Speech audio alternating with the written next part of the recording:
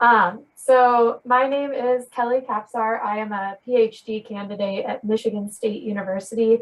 However, I've been working up in the Arctic since 2015, so a little while now.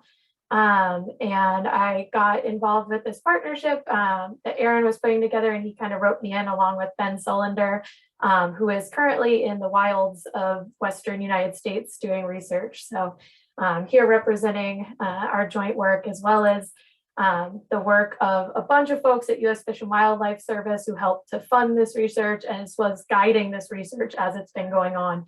So a huge thank you to all of the ABSI people and for their help. So I wanted to start off with an overview of the impacts of vessel traffic. I'm sure many of you guys are already familiar, so I'll keep it brief. Then I'm going to continue on, talk a little bit about the scope of the specific project that we've been working on, as well as the AIS data that we've acquired, our automatic identification system. I'll talk about our specific vessel data traffic data set and give you an idea of a sample analysis just as kind of a proof of concept of how it could be used or applied to answer interesting questions. And then I'll talk a little bit about data availability. So vessel traffic impacts.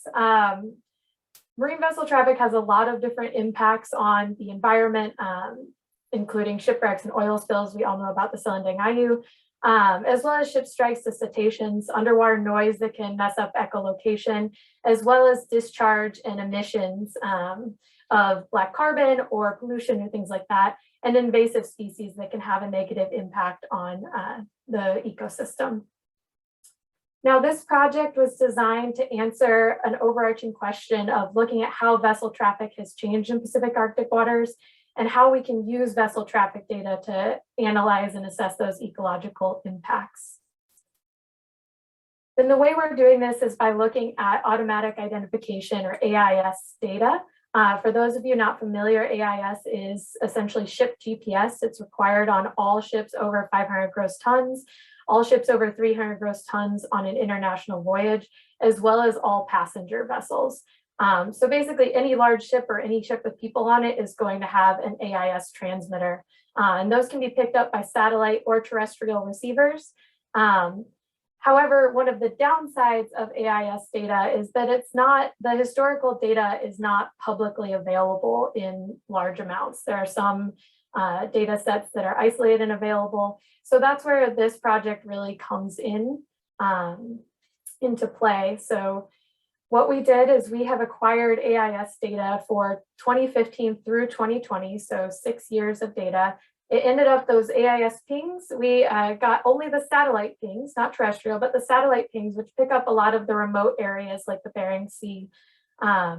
And we ended up with over 1 billion data points that we acquired from a company called Exact Earth that has a satellite of dozens of, a constellation of dozens of satellites. And Ben and I together developed our scripts that we ran on a supercomputer to process these billion points into meaningful summary data. So we started off with those individual AIS pings, which we cleaned to remove erroneous GPSs or GPS signals, or sometimes there's manually input data that can get messed up. So we clean those data and process them into daily transit segments. So we basically, in a very algorithmic way, connected the dots for each individual ship for each day. And then we created summary data sets that are either in raster or hex data format. So I'll talk a little bit about what those data sets look like. So the Hex data set was designed to be a comparable resolution to a lot of ecological analyses that are taking place in the Bering Sea and Chukchi Sea. So we have Hex cells that are 25 kilometers from north to south approximately. They're 625 square kilometers total. For each of these hexes, one of the nice things we can do is we can calculate the total number of unique ships in each hex. And we can also calculate operating days, which is the sum of the unique number of ships per day. That's a metric that we came up with to kind of give an idea of magnitude. You can also calculate the speed of those vessels, as well as the standard deviation of that speed to give an idea of how fast they're traveling. And so each of these 4 metrics we calculated across different subsets of vessel traffic. We calculated across vessel type, being cargo, tanker, fishing, or other, as well as all vessel traffic together. And then we also did a subset of just long, fast ships. And so we categorized those ships as ships that were greater than 65 feet in length and traveling over 10 knots, or at least had one point traveling over 10 knots. And these are a monthly data set. So we did that for every month. We have those Hex data that have all of these attributes across the different subsets. The raster data we did in several different resolutions. We have a 1 kilometer coastal subset. So that's 1 kilometer resolution pixels within a 10 kilometer buffer of the coastline. So a coastal subset. We also did 10 kilometer and 25 kilometer rasters. And the metric that we calculated for these is the cumulative vessel traffic in each cell. So that's the total meters traveled per unit time. And we calculated those metrics across different subsets. So we calculated those as monthly by ship type, as well as cumulative by ship type. So all cargo traffic across a study period, a raster of that, as well as the monthly average. So the average January total traffic, and then the annual total. So the total traffic for all of 2015, for example. So this is what it ends up looking like. This is the total traffic for each month. So you can see here in our raster data, you can see how it really is a seasonal distribution of traffic when you look at it at this broad scale. You can see the growth in the spring and summer and early fall up into the Northwest Passage in the Northern Sea Route, I guess the entry to the Northwest Passage, but up through the Bering Strait. You can also see the changes in the seasonal distribution of the fishing vessels as they're moving around, and then the relatively consistent transits along the North Pacific Great Circle route there. So how can we use these data? We came up with a kind of sample or example of analysis you could do. This would not stand up to scrutiny in a publication, but it's just a kind of proof of concept of how these data could be used to answer a question like where a speed limit could be most effective at preventing ship strikes to bowheads. Large bodied cetaceans like bowheads are particularly susceptible to ship strike. And so we can use these data to help answer that. And we can start by looking at areas of bowhead concentration. So these are areas of bowhead concentration in the Chukchi Sea from Sitta et al. 2018. It was collected across 4 years of telemetry data for the fall distribution of bowhead whales. So these are their lingering areas. So we can look at vessel traffic in these areas, and we can calculate, in this instance, I mentioned before that we did the total number of long, fast ships because those are the most risky in terms of ship strike. So I can look at the map of the number of long, fast ships in this area. Now, obviously, there's a ton of ships down on the North Pacific Great Circle route, so we need to really isolate to just look at our study area to get a better idea of what that traffic looks like. So I calculated the number of unique vessels, so of those long, fast vessels, so greater than 65 feet, traveling over 10 knots. And we can look at areas. So it looks like, up in the Chukchi and up off of the north coast of Alaska, not quite as much going on. Looks like the northern coast of Russia, there are more long, fast ships starting on the Northern Sea route there.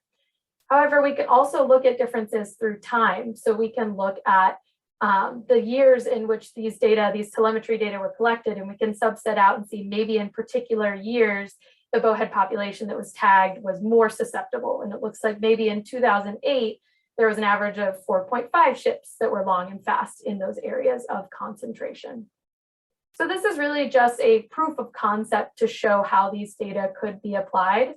Our goal, though, is to make these data publicly available. And actually, just yesterday, I uploaded the data sets to the NSF Arctic Data Center. So pending their approval, all of these raster and hex data that I've described will be made publicly available to the general public. So our idea is we're uploading to the NSF Arctic Data Center. However, we're hoping also to have them available on EOS and to cross-post with other platforms.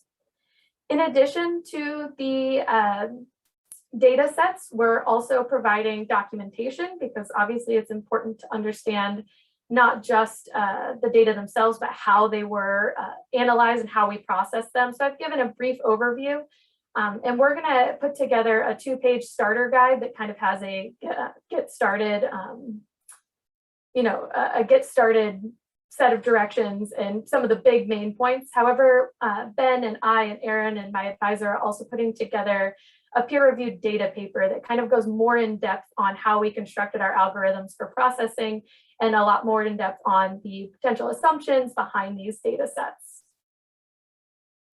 So with that, I will leave it there, but I'm happy to answer any questions. I did see a couple in the chat, but I didn't read them as I was going through. So I will stop sharing and see if I can answer any questions there. And that maybe, it says just feel me free to throw questions. Spamming the chat.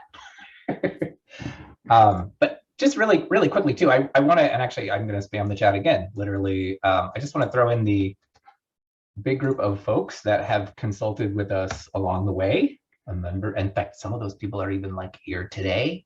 I think I saw Kate Martin, I saw Angela, that have been working with Kelly and Ben as we pulled the data set together to figure out what are some of the most useful ways that this AIS data could be summarized. So shout out to them, largely from Fish and Wildlife, but you'll see some interlopers from USGS and even Park Service and Fish and Game. So any questions for Kelly, folks?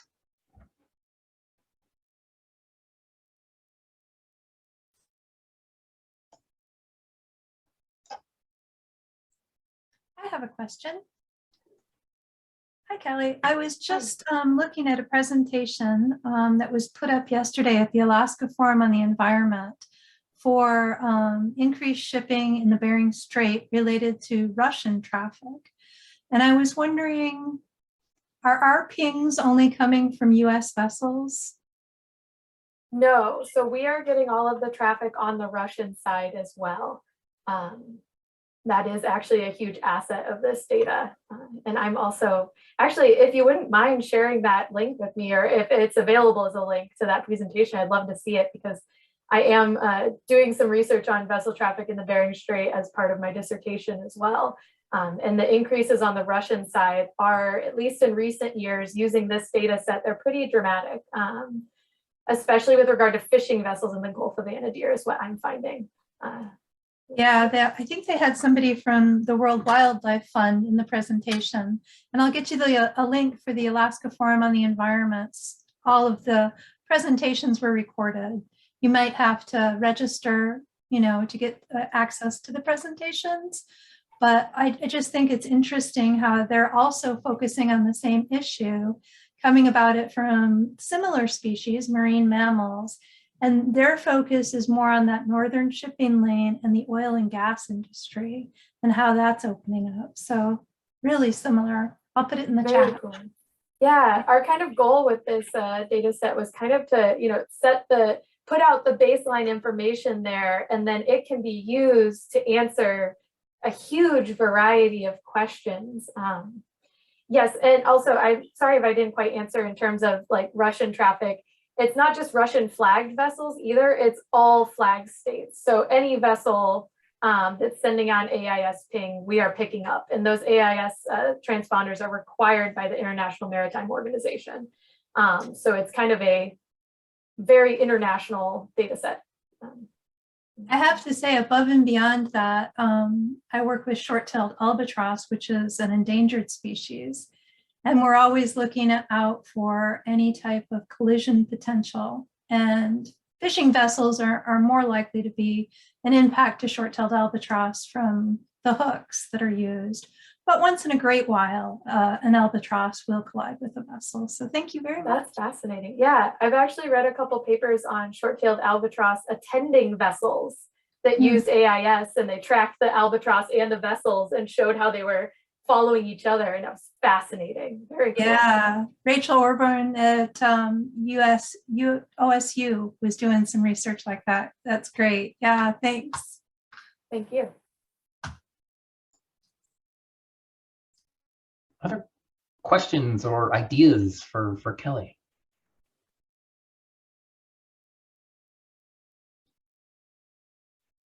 And I guess maybe at the same time, not to call on anyone, but also, Angela, or let's see, where else? Oh, Kate.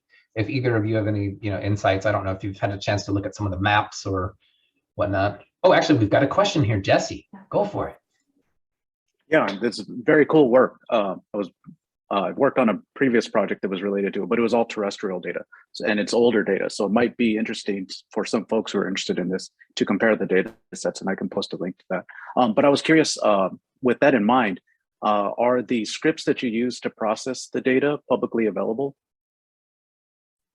Yeah, that's something Ben and I have been talking about. And I think the last time we checked, I'll need to double check with him because we both co-wrote the scripts, but that's the goal, is to also make those publicly available.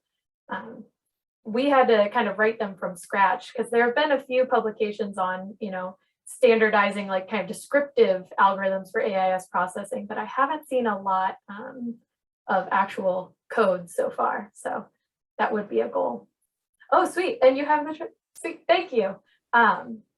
Yeah, so these were all processed in like a similar fashion, but of course there's, the devil's always in the details. But it might be interesting for folks who want to look at like a longer time series. Yeah, that's something I was actually just reading the Committee on Marine Transportation Service, the CMTS report from 2019 on Bering Strait, and they use terrestrial AIS as well. And they're coming up with many fewer ships than I'm seeing on satellite. So I'm wondering if the range of those terrestrial receivers, or if it's they cut their study area slightly differently kind of thing. There's a map that shows the range of the terrestrial AIS in the Bering and off the coast of Alaska. If we're on that website sweet. that I posted. So awesome, yep. Thank you. Let's see. Ray's got a question for you in the chat there, Kelly. How far can we drill down the data to refuge areas in Alaska? I'm interested in the Kuskokwim Delta area.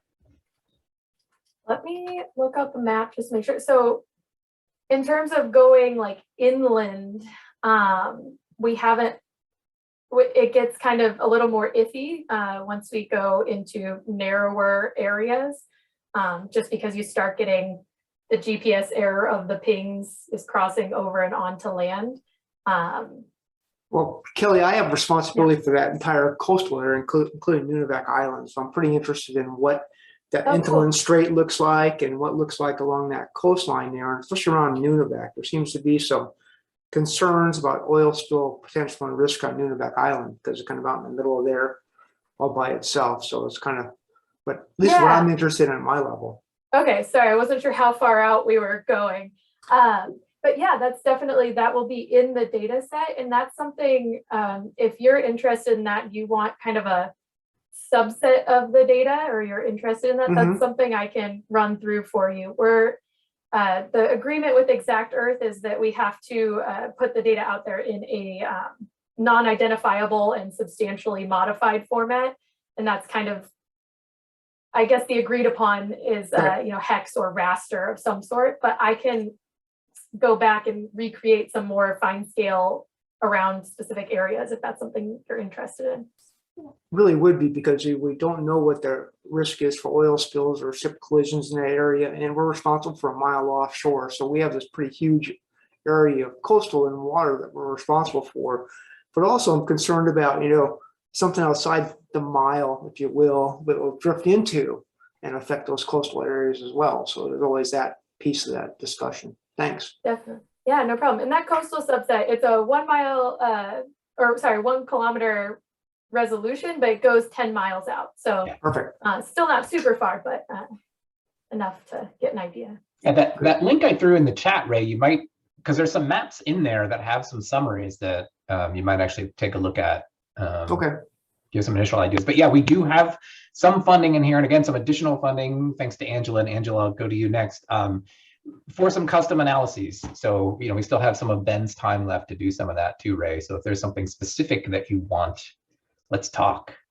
Let's go to Angela, and then we'll probably switch over to Taze after your point, Angela.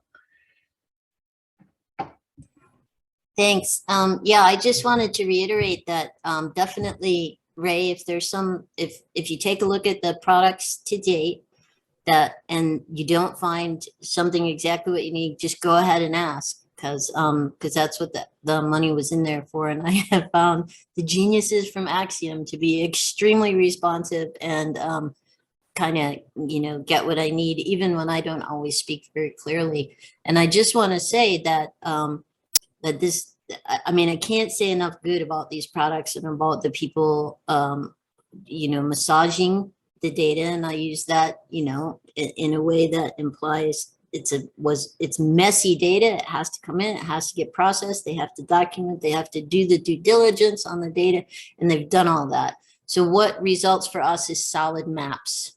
And we can use that information to both highlight spill risk potential, collision potential, whether it's between two boats, boats and birds, boats and behemoths. We can use all of that. And especially in talking, not only just within our agency, but also with other agencies, to coordinate together and be highlighting what's especially impressive is the growth in ship traffic over the last, decade. And it's just very visually points out, the maps very visually point out that there's a lot more boats in that area than there used to be because there's a lot less ice.